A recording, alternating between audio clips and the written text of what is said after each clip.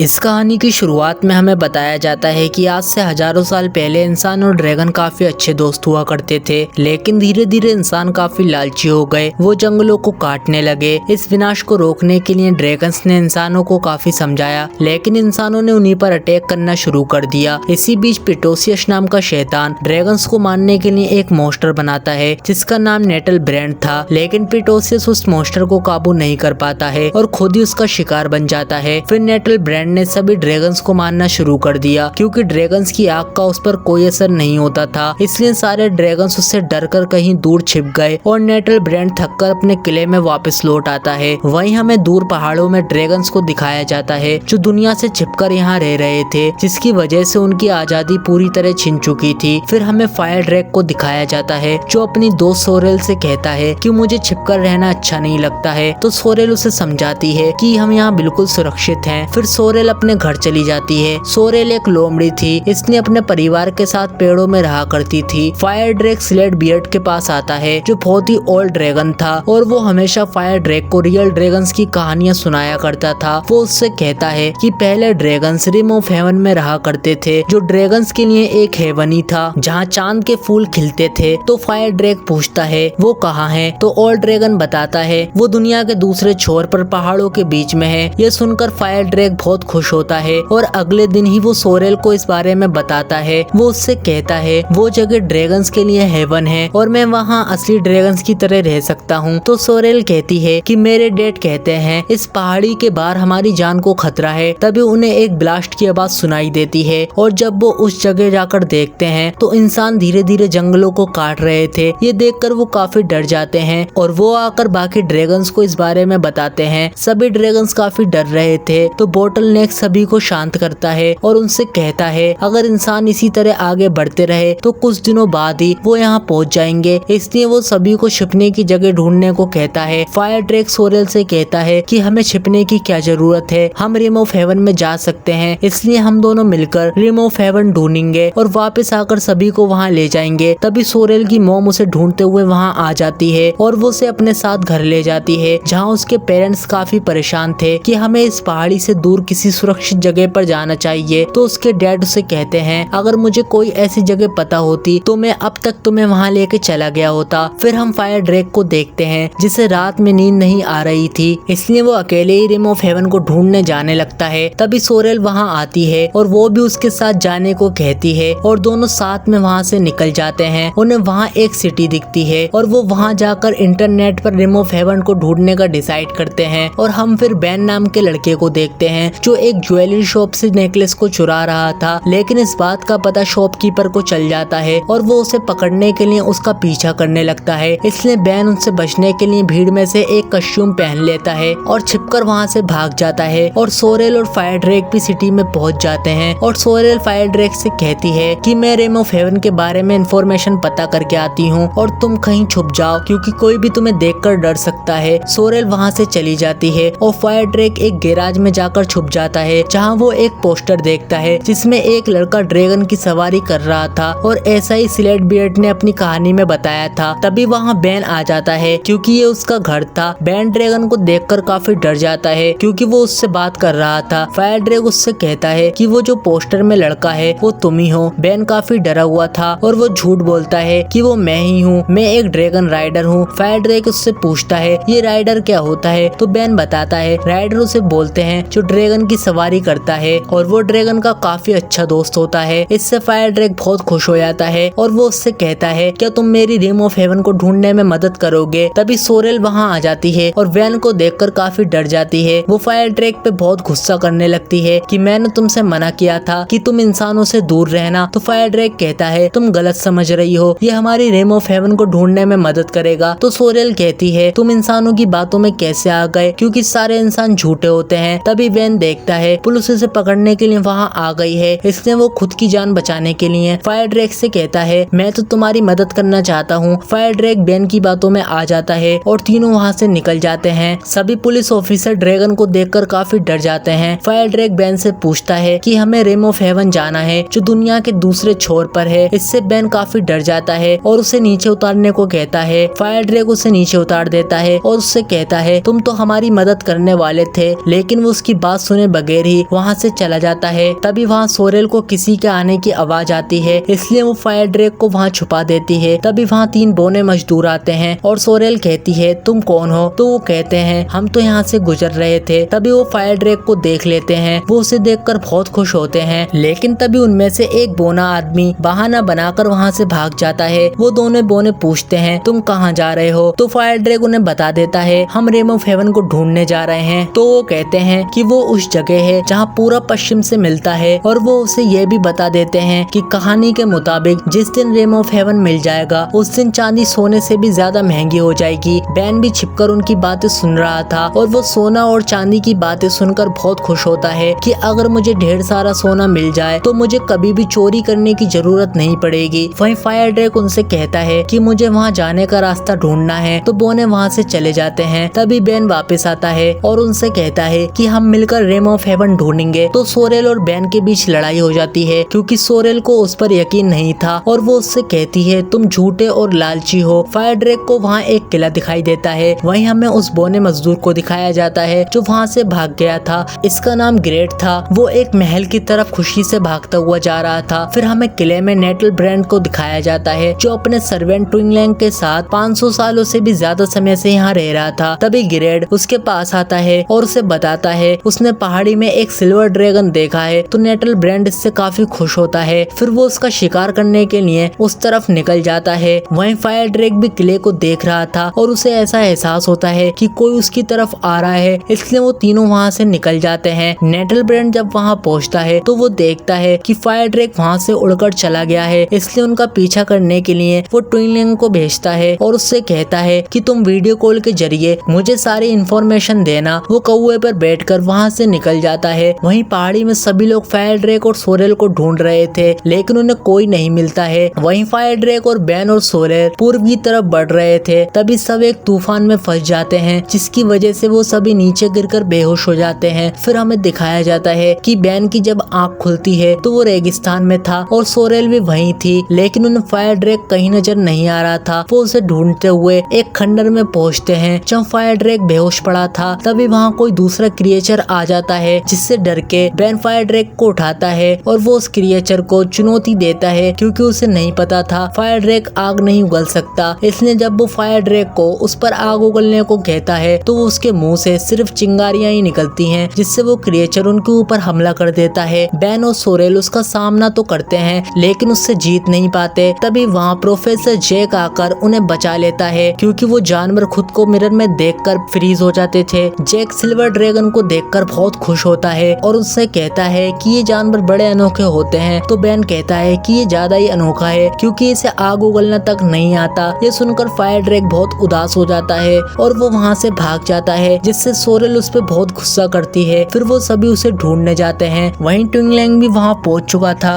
और वो उन पर नजर रख रहा था। बैन को फायर ड्रैग नजर आ जाता है और वो उसके पास जाता है। वो उसे कहता है मुझे माफ कर दो और तुम वापस चलो क्योंकि वो तुम्हें ढूंढ रहे हैं, इसलिए हमें वापस जाना होगा। तो फायर ड्रैग कहता है मुझे रिम ऑफ हेवन को ढूंढना ही है क्योंकि वहीं हम सब ड्रैगन सुरक्षित रह सकते हैं। तो बैन उसे कहता है कि मैं तुम्हारी मदद करने ही तो तुम्हारे साथ आया हूँ। इससे फायर ड्रैग बहुत खुश हो जाता है। तभी वहाँ प्रोफेसर भी आ जाता है। वो उन्हें कहता है कि मेरा कैंप पास में ही है, इसलिए तुम आज रात यहीं आराम कर सकते हो। फिर वो सभी कैंप की तरफ निकल जाते हैं। वहाँ पहुँचने पर प्रोफेसर इनसे पूछता है कि तुम कहाँ जा रहे हो? तो फायर ड्रैग उन्हें बताता है कि हम रिम ऑफ हेवन को ढूंढने जा रहे हैं। तो प्रोफेसर उसे बताता है कि मेरा पूरा परिवार जानवरों की दुर्लभ प्रजातियों की रक्षा करता है और हमने पृथ्वी के सभी दुर्लभ प्रजातियों को ढूंढकर उनकी देखभाल करने का अभियान शुरू किया है। और वहाँ कैंप में भी बहुत अजीब जानवर थे। फिर वो उन्हें एक मैप दिखाकर बताता है कि जहाँ तक मैं रिम ऑफ हेवन के बारे में जानता हूँ तो वो कई हिमालयों के बीच में है। तभी उन्हें याद आता है कि एक जिनी जिसकी 1000 आंखें हैं वो तुम्हें रिम ऑफ हेवन के बारे में बता सकता है क्योंकि उसके पास सभी सवालों के जवाब हैं। वो उन्हें मैप में निशान लगाकर बताता है कि वो यहीं कहीं रहता है, लेकिन तुम्हें वहाँ तक पहुँचने के लिए बहुत सारी मुश्किलों का सामना करना होगा और तुम सुबह वहाँ के लिए निकल जाना। फिर वो सभी सो जाते हैं। वहीं प्रोफेसर को बैन के पास से एक पेपर मिलता है जिससे उन्हें पता चलता है कि बैन के पेरेंट्स एक कार एक्सीडेंट में मर चुके हैं और वो अब अकेला है। वहीं ट्विंगलैंग नेटल ब्रांड को वीडियो कॉल लगाता है और उसे बताता है कि मुझे पता चल गया है कि वो रिम ऑफ हेवन का पता करने के लिए 1000 आंखों वाले जिनी के पास जा रहे हैं तो नेटल ब्रांड कहता है तुम कुछ भी करके उनके साथ जाओ, मैं भी वहाँ पहुँच जाऊंगा। नेटल ब्रांड बोने के साथ नीचे गैराज में आता है जहाँ उसके मालिक की बनी हुई एक सबमरीन रखी हुई थी जिसकी मदद से वो कहीं भी जा सकते थे। वो दोनों उसमें बैठकर वहाँ से निकल जाते हैं। वहीं अगली सुबह जब बेन की आंख खुलती है तो उसे अपने न्यूज़पेपर के बारे में याद आता है और वो उसे ढूंढने लगता है। तभी प्रोफेसर उसके पास आते हैं और वो उसे अपनी मदद करने के लिए बुलाते हैं। वो उसे कहते हैं मुझे पता है तुम अकेले हो इसलिए तुम मेरी फैमिली के साथ रह सकते हो, लेकिन वो कहता है मुझे अकेले रहना पसंद है। तो प्रोफेसर उसे पेपर देते हैं और कहते हैं अगर तुम्हारा मन बदल जाए तो तुम मेरे घर जरूर आना, मेरी फैमिली तुमसे मिलकर बहुत खुश होगी। वहीं ट्विंगलैंग भी उनके साथ जाने के लिए बैग में छिप जाता है और वो सब प्रोफेसर को थैंक्स कहते हैं और जिनी को ढूंढने निकल जाते हैं, जहाँ रास्ते में उन्हें बहुत सारी मुश्किलों का सामना करना पड़ता है। लेकिन वो काफी दिनों के बाद जिनी की नहर के पास पहुँच जाते हैं। वो आराम करने के लिए एक जगह रुकते हैं, लेकिन तभी एक गिद्ध सोरेल को उठाकर वहाँ से चला जाता है। फायर ड्रैक और बैन उसे बचाने के लिए उसके पीछे जाते हैं। गिद्ध सोरेल को पकड़कर अपने घोंसले में ले जाता है, लेकिन तभी फायर ड्रैक उसे बचाने के लिए अपनी आँख से हमला करता है। ये देखकर बैन हैरान हो जाता है। गिद्ध सोरेल को छोड़ देता है, वो नीचे गिरने वाली थी लेकिन फायर ड्रैक उसे बचा लेता है। बैन फायर ड्रैक से कहता है तुमने कर दिखाया, तुम अब आग उगल सकते हो।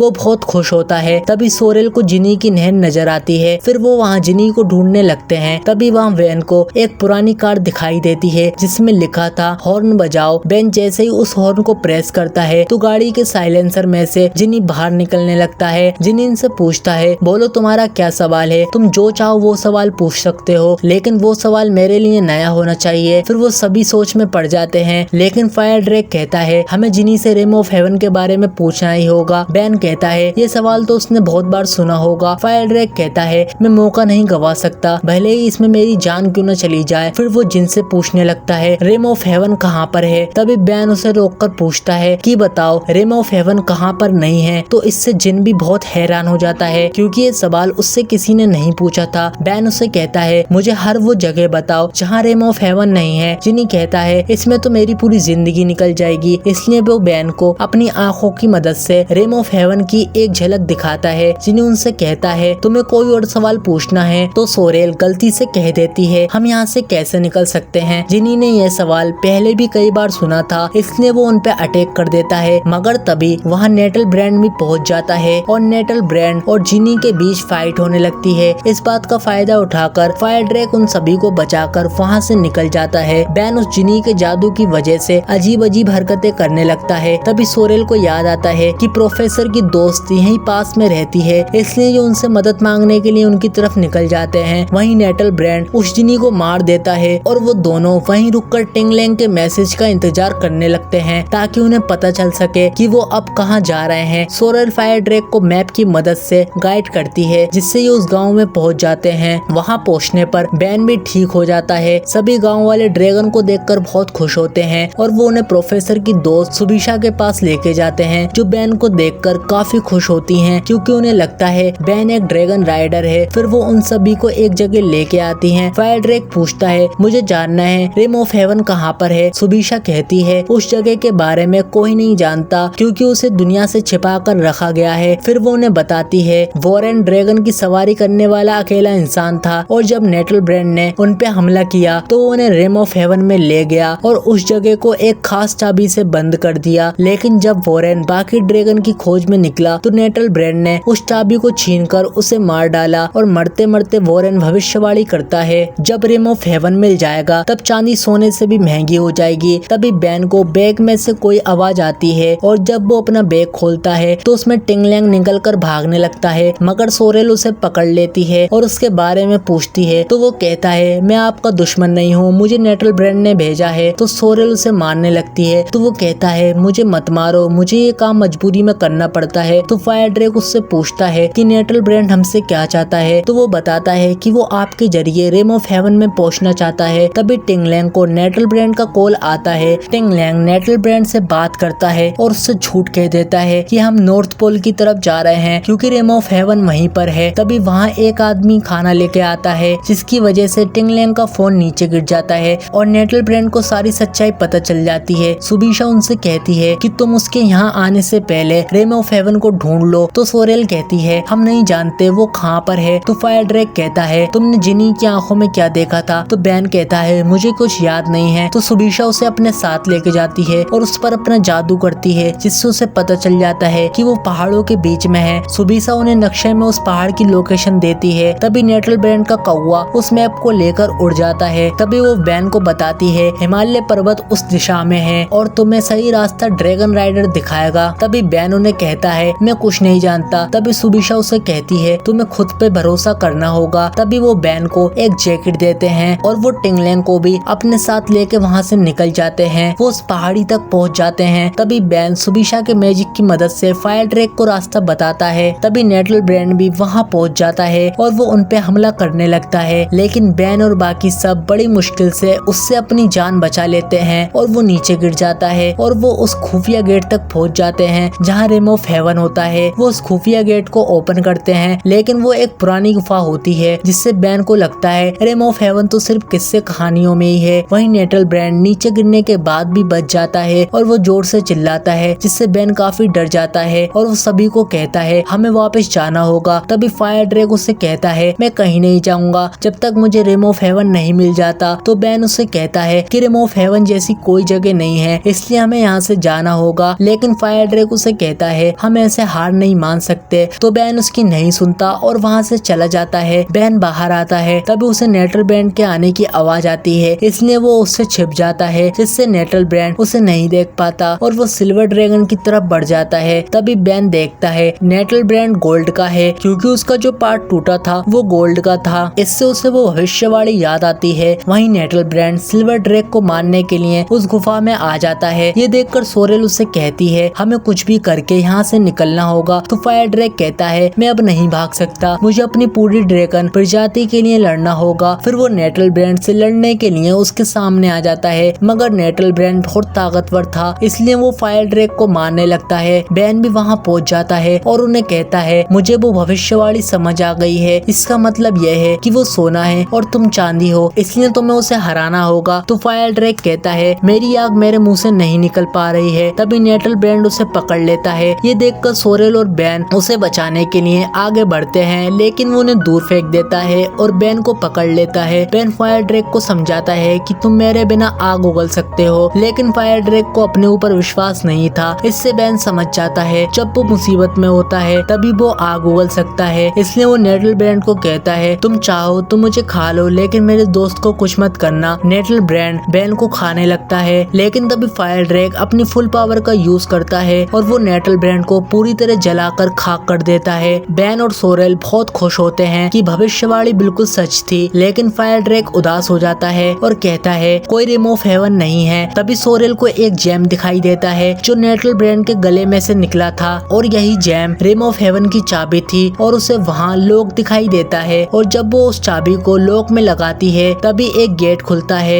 जब वो उसके अंदर जाते हैं तो वहाँ बहुत ही खूबसूरत दुनिया होती है और यही रिम ऑफ हेवन था जहाँ चांद के फूल खिलते थे और यहाँ बाकी ड्रैगन भी थे। लेकिन बैन काफी उदास हो जाता है, लेकिन तभी फायर ड्रैग उसके पास आता है और उससे कहता है कि तुम हमारे साथ रह सकते हो और चाहो तो वापस भी जा सकते हो। और तभी बैन को प्रोफेसर के बारे में याद आता है और वो उससे कहता है मैं प्रोफेसर के साथ रह सकता हूँ और उनकी जानवरों को बचाने में मदद कर सकता हूँ। तभी फायर ड्रैग कहता है मुझे अपने परिवार को यहाँ से लाना होगा और वो वहाँ से निकल जाते हैं। वहीं हमें सभी ड्रैगन्स को दिखाया जाता है जो इंसानों से जंग की तैयारी कर रहे थे। लेकिन तभी फायर ड्रैग और सोरेल वहाँ आ जाते हैं और सारे ड्रैगन उन्हें देखकर बहुत खुश होते हैं और फायर ड्रैगन उन्हें सारी बात बता देते हैं और फायर ड्रैग सारे ड्रैगन को लेकर रिम ऑफ हेवन की तरफ निकल जाता है और बैन प्रोफेसर के साथ रहने लगता है और हमारी कहानी यहीं खत्म हो जाती है।